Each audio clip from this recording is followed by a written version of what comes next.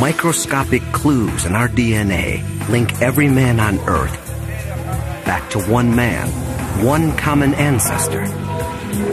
To understand how this could be, we must discover scientific Adam's lost Eden, enter his world, and look him in the eye. At an unexpected crossroads of Bible and biology, we're headed on a search for Adam.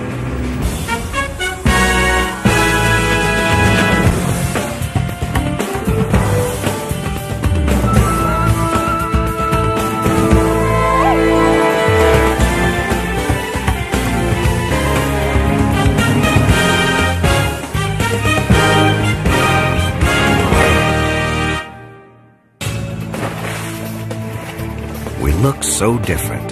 The idea that we're all related seems impossible. It's hard to believe that 6 billion people all share the same ancestor. Yet 3 of the world's great religions, Christianity, Islam, and Judaism, believe in one man who fathered us all. That makes Adam a key figure in the beliefs of more than half the world. Now, science offers a chance to find a genetic Adam, a single ancestor whose DNA survives in every man on Earth today.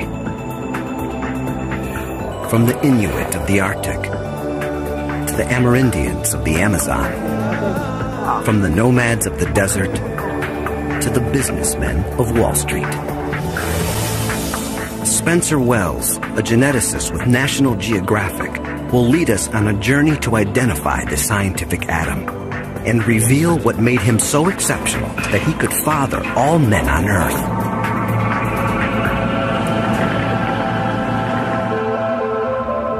But how do you unravel a chain so many generations long? A chain that leads all the way to the roots of humanity's family tree. I really need a tool, a kind of time machine to allow me to do that, a genetic time machine. Geneticists have developed just such a tool. A way to follow DNA trails deep into the past. Our search for Adam will uncover genetic secrets of an unexpected cast of characters. One of the greatest warriors in history. One of America's founding fathers. Even an Ethiopian prince who claims to be descended from an ancient biblical king. What links these men to scientific Adam? Their DNA. Most of our DNA is a jumble from all our ancestors. It's what makes each of us unique. But there's a section of our genetic code that stays almost constant. The Y chromosome, the special piece of DNA that only men have. It's passed virtually unchanged from father to son, like a family name. The Y chromosome links the men of today with the men who lived in the past. This tiny piece of DNA allows us to travel back in time through humanity's history. These days, we use DNA to test whether a man is the biological father of a child. Could it really link the billions of men alive today back to one ancestor? Wells believes the answer is yes. That the Y chromosome can trace the origins of men from all over the world.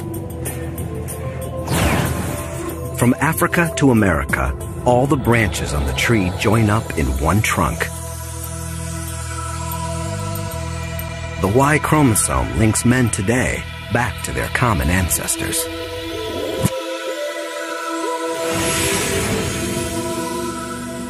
The key is to reveal super ancestors, men who left their genetic imprint on huge numbers. They're like branching points, where vast sections of the tree come together in a single man. Geneticists can trace them further and further back down the tree, to the ultimate super ancestor, scientific Adam. Our search starts in an unlikely place.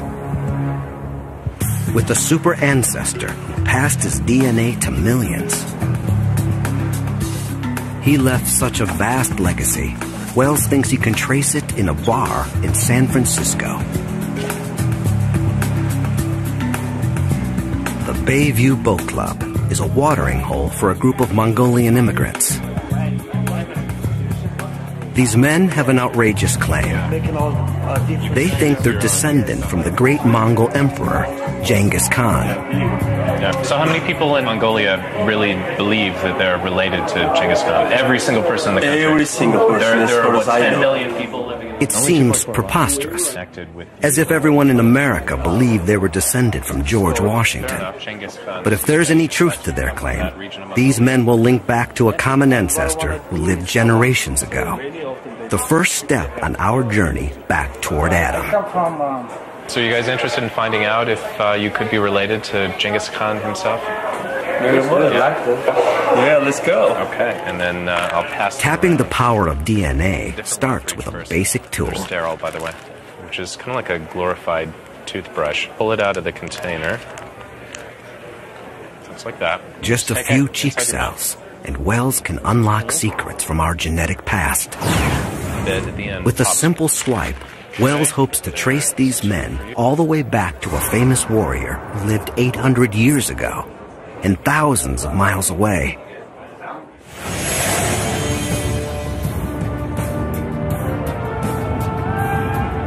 Genghis Khan is one of the greatest historical figures of all time. 8 centuries ago, he ruled one of the largest empires the world has ever seen. What are the chances that a couple of guys in a San Francisco bar could be related to such an extraordinary man?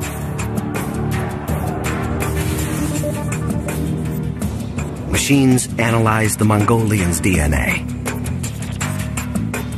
looking for traces on the Y chromosome that could link them to Genghis Khan. The odds against finding a connection seem astronomical. Hey, guys. But Wells has some surprising news. We've got the results. He's found evidence that 2 of these men are related to Genghis Khan. Now, these are your results. Sarandorj Dembarel. And Batur Tumor. All right.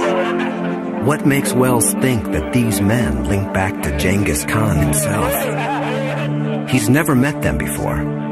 He doesn't have their family trees. And he doesn't have Genghis Khan's DNA. But Wells believes the Y chromosome can confirm the link. Most of the time, the Y chromosome is passed unchanged from father to son, like a last name. But sometimes little differences creep in. Like the spelling of a family name changing over time. Every so often, a harmless mutation appears on one man's Y chromosome. All his sons inherit that mutation. And all their sons. It marks all descendants like a brand. That's how Wells found that 16 million men are cousins. Their Y chromosomes all show the same mutations. That means they're all descended from one single man, a Central Asian super ancestor. But who was he? Wells and other genetic detectives pieced together the clues. The mutations cluster around one place, Mongolia. They trace to almost 1,000 years ago. Scientists believe he must have been a man of power, who had many sons to pass on his family line. The clues all point to one man, Genghis Khan. The evidence is circumstantial, but compelling. Khan's empire stretched from Kazakhstan to Korea. He ruled a dynasty that lasted generations. His sons and their sons had the power and position to spread his Y chromosome. As his armies swept through Central Asia, they cut down their enemies, and often, it said, took their women. The result?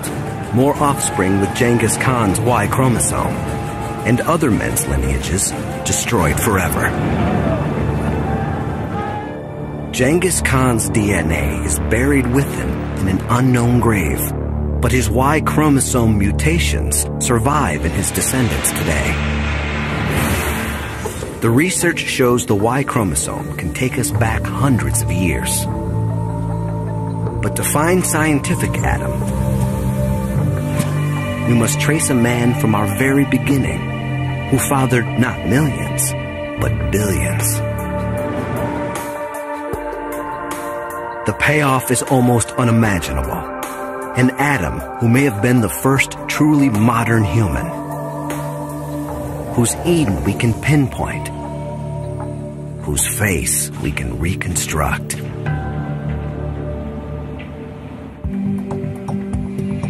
This is a scientific quest, yet the idea behind our search was first written down in a document of faith, the Bible. Thousands of years before genetics, the book of Genesis tells of one man who fathered us all. The Bible gives no physical description of Adam, saying only that he's created out of dust in God's image. Adam's rib provides the raw material for the first woman, Eve. God gives them a home, the Garden of Eden. But soon, tempted by a serpent, Adam and Eve eat from the tree of knowledge and are cast out of paradise. Adam and Eve have children, and according to the Bible, this one family has grown to include everyone on earth today. The New Testament's Gospel of Luke lays out Adam's family tree, generation by generation. But what if we tested someone today who claims to be linked to that lineage? Most of the people the Bible places on Adam's family tree have disappeared without a trace. Yet one stands out as a significant historical figure, Solomon, the third king of Israel. Even today, there are people who claim to be directly descended from Solomon, the Ethiopian royal family. It seems far-fetched. The Jerusalem of Solomon is 1,500 miles from Ethiopia. But the Ethiopians claim to have an extraordinary piece of physical evidence that ties them to the Holy Land.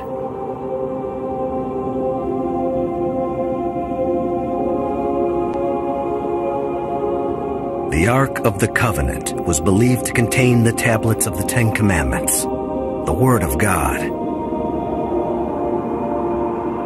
Legend says it was kept in a temple built by Solomon in Jerusalem, until it was taken by Solomon's son, Menelik, and later brought to a little church in Aksum in northern Ethiopia.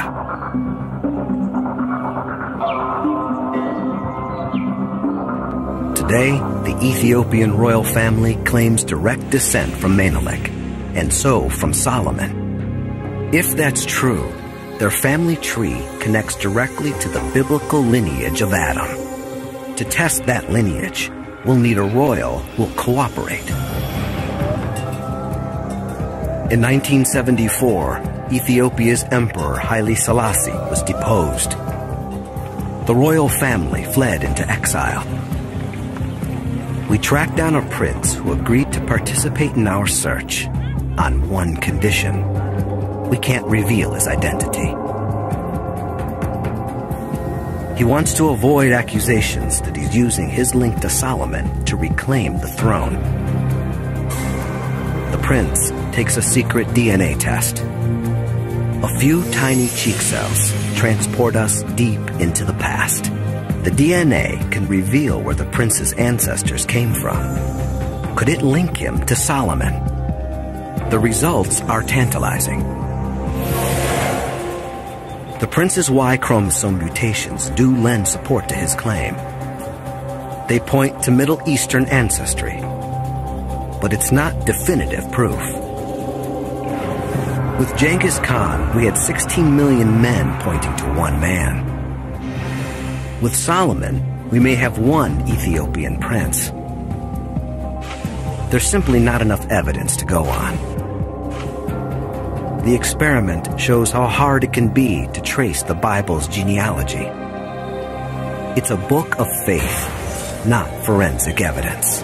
What the Bible is saying about creation is way beyond the scope of science. It's not about DNA and all that. It's about who we are as people. In Hebrew, the name Adam also means people. What's important about Adam is that Adam is every person. The Bible gave us the idea of Adam. But finding the scientific version will take modern genetics. If we succeed, we'll link all men today back to a scientific Adam. And maybe even pinpoint his Garden of Eden. As people move from place to place, they often end up far from where their lineage began. Our family tree is becoming tangled at the top.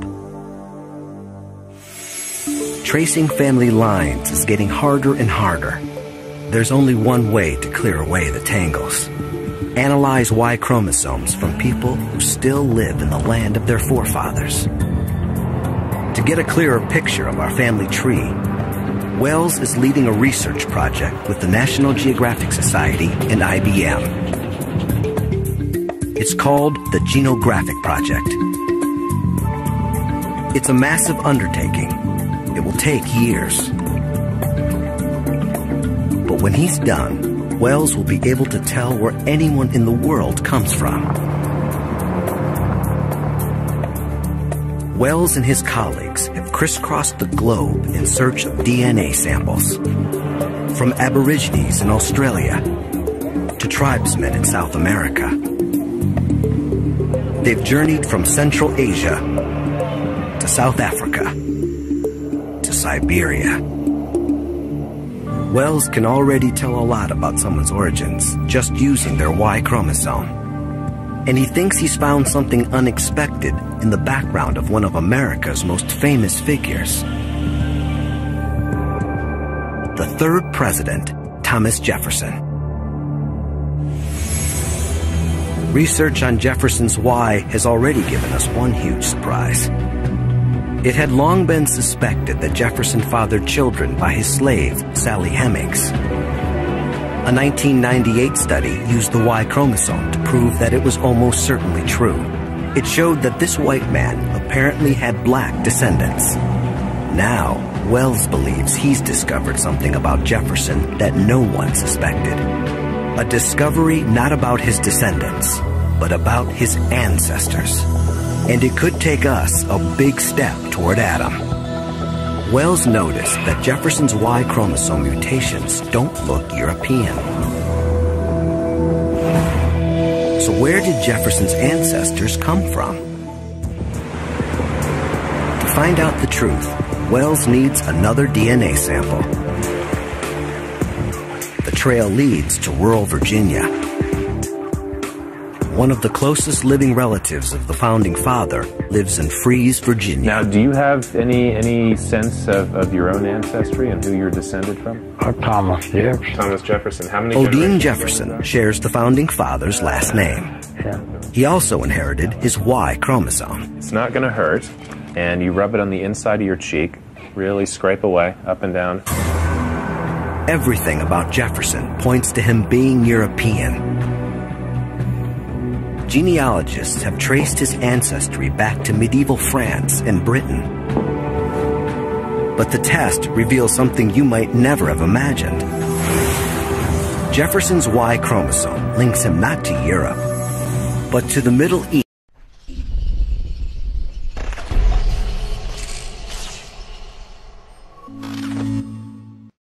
East, what is now Lebanon and Syria.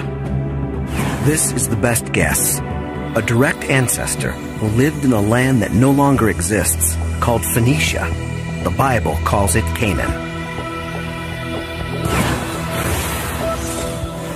Jefferson may look European, but his Y chromosome tells a different story. It shows that what we look like may not really tell us where we come from. And it raises a question mark over the traditional image of Adam. For centuries, artists have depicted him like this, like a European. For many of us, this is Adam. Michelangelo's famous painting in the Vatican Sistine Chapel. He looks like a beautiful Italian who spends a lot of time in the gym. Did the common ancestor of all men really look like this? The story of Jefferson suggests he could have looked very different. But Jefferson can lead us much further back than his Phoenician ancestor. Jefferson has a particular mutation that he shares with men from many different countries. With the same techniques used on Genghis Khan, Wells can link this mutation to another critical common ancestor. He's known as M9. He lived around 40,000 years ago. Wells' research suggests this one man could be the forefather of half of all men alive. We're getting closer to Adam. But Wells knows there are some men who do not have the M9 mutation. To identify the common ancestor of all men, he must take us deeper down the tree. But where does he go next? There are clues from beyond the world of genetics. It's evidence you can touch. Evidence from bones. Before the powerful new tools of DNA, our picture of humanity's past came almost entirely from fossils. But that picture is incomplete. The oldest human fossils come from Africa, dating back millions of years. But ancient remains have been found at other sites far away. The Middle East has produced early human fossils. And pre-human remains have been found in Asia. Fossil evidence points to 3 regions that could be the birthplace of humankind: Asia, the Middle East, and Africa. Can DNA resolve which one gave birth to scientific Adam?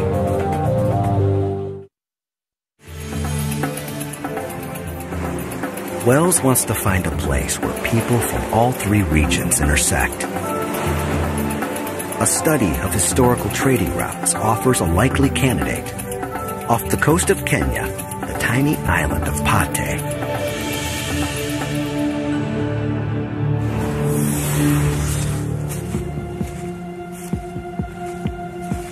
A mysterious place, with clues that seem out of place in Africa. Curious ruins. It's the main mosque. It was painted black. Still see it. Monuments that might be Islamic. Tombs that look almost Chinese. Even the faces suggest an intriguing mix. Some have the lighter skin tone of Europeans. Some could be Arabs. Others have eyes that look Asian. For centuries, traders have come here from all over the old world. From Europe, the Middle East, maybe even from China. Jumbo. Jumbo. Jumbo. History has created a genetic melting pot. And by taking a sample of your DNA, of your genes, we can say something about the people you're related to in the past, your ancestors. If the Y chromosomes here lead to a common ancestor for all these ethnic groups, they could lead us to Adam. If you could open your mouth. Wells takes samples from 25 local men. Right. Thank you. Okay. Scientific Adam. Wells believes he was born around 60,000 years ago. It sounds ancient, but it means our search for a common ancestor has not led us all the way back to a time of ape men, or even to primitive beings like Homo erectus. Compared to the billions of years of human evolution, we've found Adam in the recent past.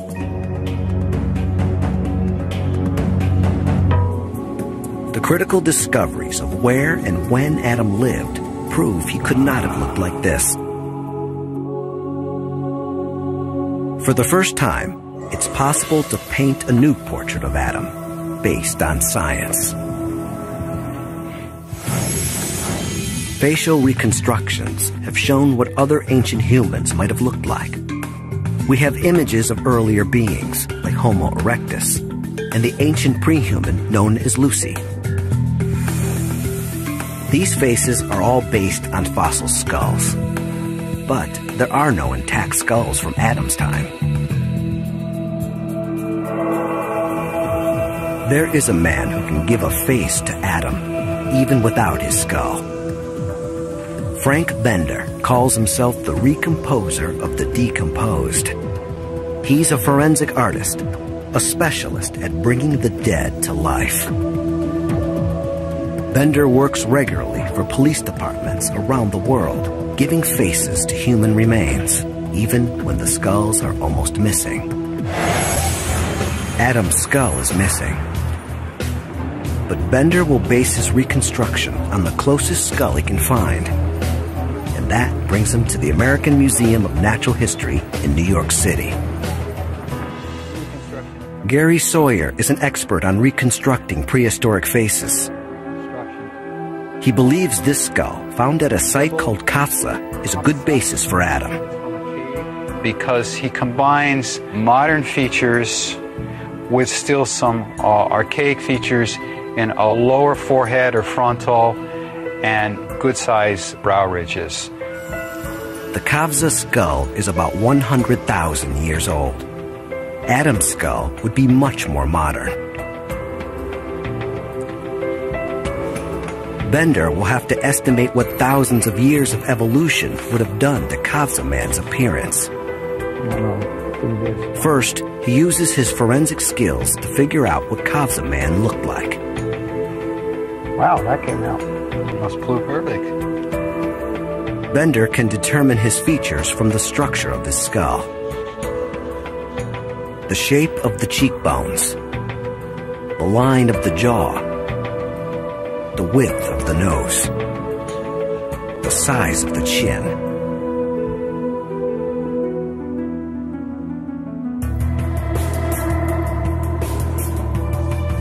Kafza man is 100,000 years old. To construct a face for Adam, Bender has to update this portrait by 40,000 years. As humans evolved, the shape of our skulls changed. Brow ridges shrank. The forehead became more vertical, the chin more prominent. Adam should be almost halfway between this ancient man and humans like us. Bender needs to find that midpoint. He needs a modern face to compare to the ancient skull. But not just any face. He wants someone whose lineage traces most directly back to Adam. Wells knows where to look. In East Africa is a little-known tribe called the Hadzabe. Spencer, Tano. Their DNA links them almost straight back to Adam. They give us a glimpse into his world.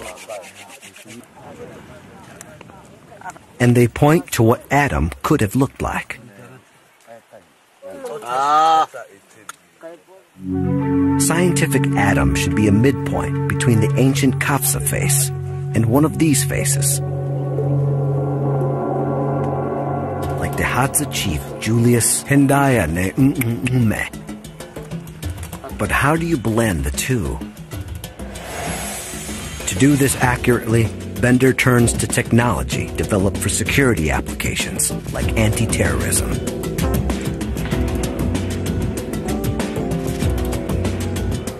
Facial recognition software measures the incremental differences that make a face unique, like the distance between the eyes, the width of the nose.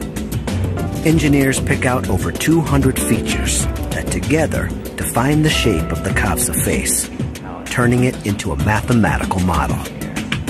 They do the same with the Hadzabe chief. The computer compares the two sets of data, faces separated by 100,000 years, and generates the midpoint, a blueprint of Adam. A printer converts the computer model into a 3D head. Layer by paper-thin layer, the head emerges. Bender will use this as a template to finally give Adam a face.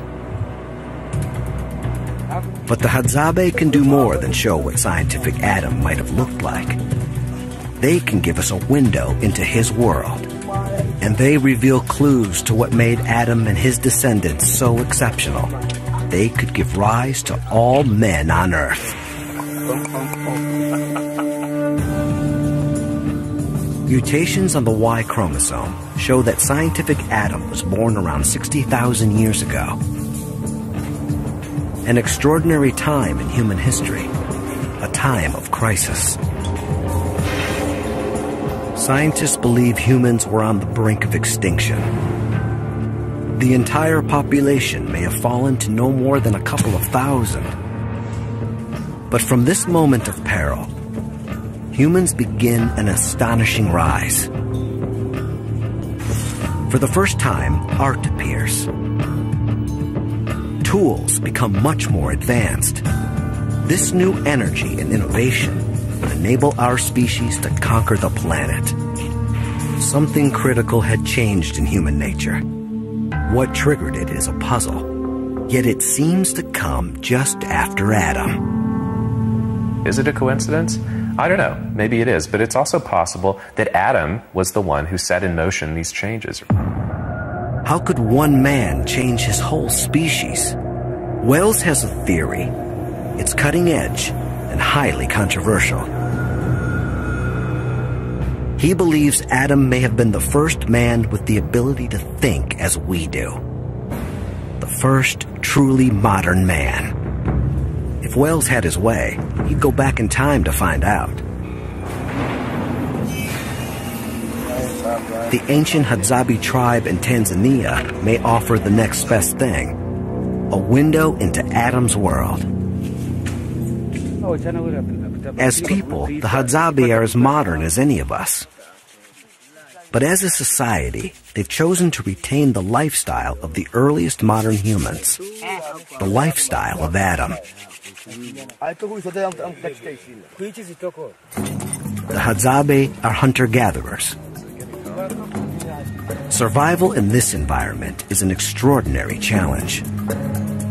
They rely on the kind of ingenuity that Wells believes could have originated with Adam himself. It could almost be Adam's clan preparing for the hunt. The Hadzabe have figured out a way to turn local trees into lethal weaponry. The bows are strong, but flexible. Fire straightens the arrow shafts. They look simple, but when they appeared, they were revolutionary. Weapons that kill at a distance, deadly accurate. The Hadzabe set out, just as Adam and his sons may have done, to pit their weapons and their brains against their prey.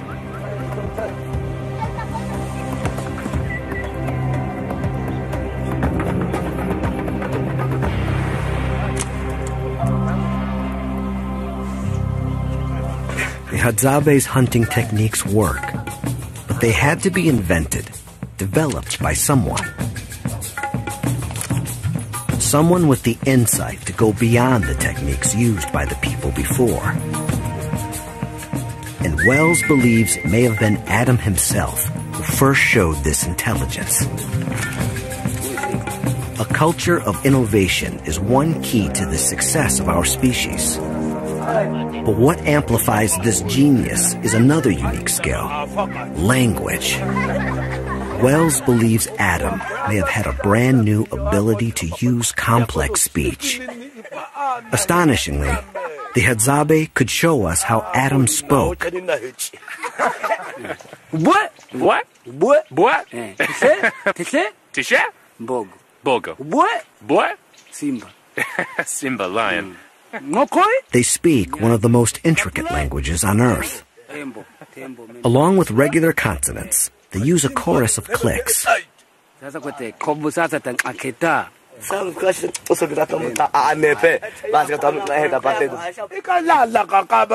Their speech is far more complicated than most modern languages, and that suggests it's been around for much longer. English has around 30 different sounds. Click languages can have over 100. Scientists believe that when humans first began to speak, they may have used clicks like these. We could be listening to Adam himself. Like the bow and arrow, these sounds are simple, but they may point to what gave Adam his revolutionary intelligence. The Hadzabe have allowed us to explore Adam's world. Now Frank Bender can show us what he might have looked like. His goal is not just to sculpt Adam, but to reveal his personality. I tried to get into his head just like I would a fugitive.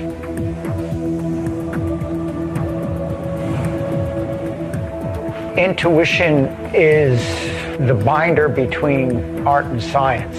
It's the part that pulls it all together and gives it that life, that spark.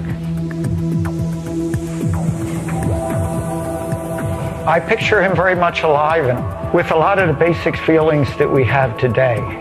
Confidence at one point, insecurity at another. Finally, Wells comes face to face with the man he's been searching for. A new portrait of the common ancestor of every man today. Adam.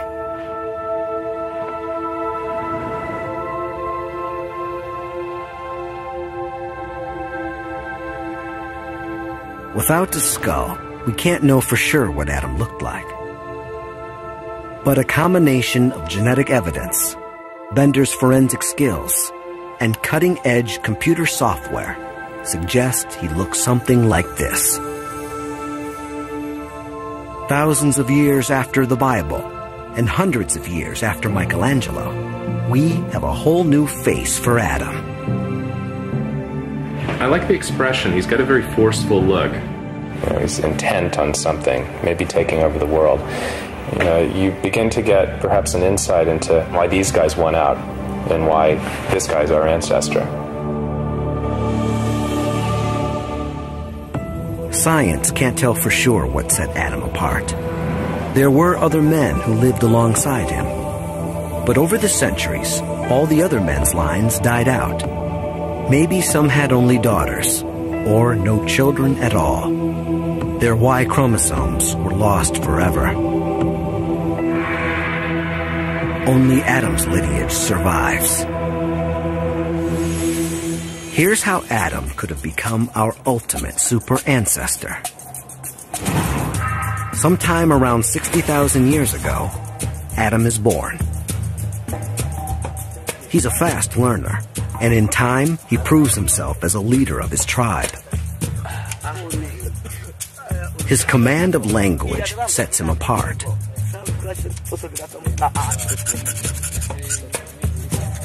Perhaps he invents new and more lethal weapons, or takes charge of the hunts, devising new strategies.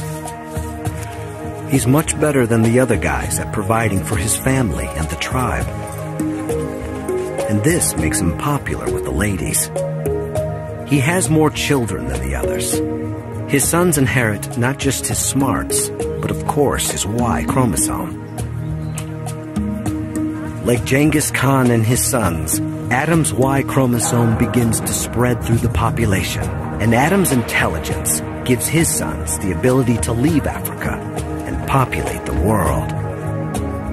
Around 50,000 years ago, we start to expand out of Africa. Some populations start to leave around that time, and very rapidly they reach places as far afield as Australia, perhaps within a couple of thousand years. A couple of thousand years is like the blink of an eye. And Wells can trace it all back to one scientific Adam.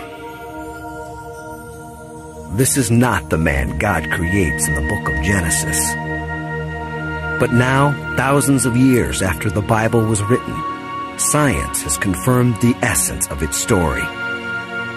There was one man whose DNA survives in every man on earth today. His Garden of Eden was likely East Africa. Other humans came before him, but only after him did we become truly modern. Scientific Adam unites all men today. From Bono to Nelson Mandela. From Tiger Woods to David Beckham. From Osama bin Laden to the Dalai Lama. Effectively, we're all members of an extended family. We're all really cousins. And some believe that's the message of Genesis, too. Adam represents all of us, and that's what makes him important. Not Adam individually, but the fact that Adam is every individual. We are all Adam.